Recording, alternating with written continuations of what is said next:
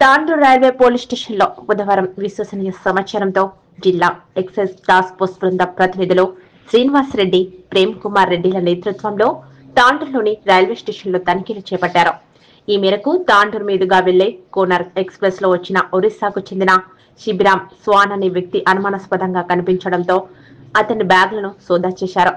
Bag లో 12 కిలోల ఎండు గంజాయిని గుర్తించారు.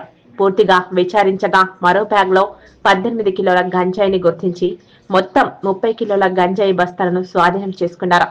తాండూరులో గంజాయిని ఓ వ్యక్తిని అందించేందుకు కోనార్క్ రైలు వచ్చాడని, ఈ క్రమంలో పట్టుబడినట్లు ఎక్సైజ్ అధికారులు వెల్లడించారు. నిందితుని వద్ద నుంచి 30 కిలోల గంజాయి బస్తాల విలువ 7,50,000 రూపాయలు ఉంటుందని అధికారులు అంచనా వేశారు.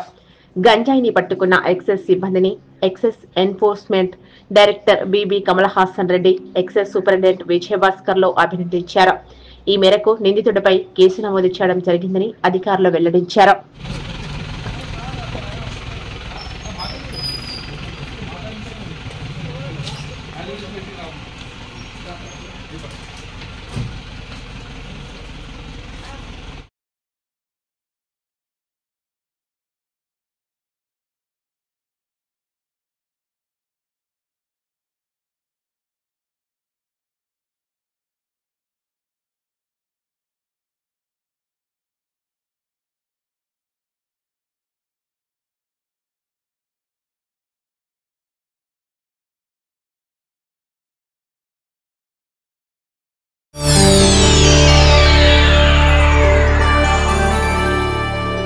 చేయండి, షేర్ చేయండి. కోసం ఛానల్ ని సబ్స్క్రైబ్ చేయండి.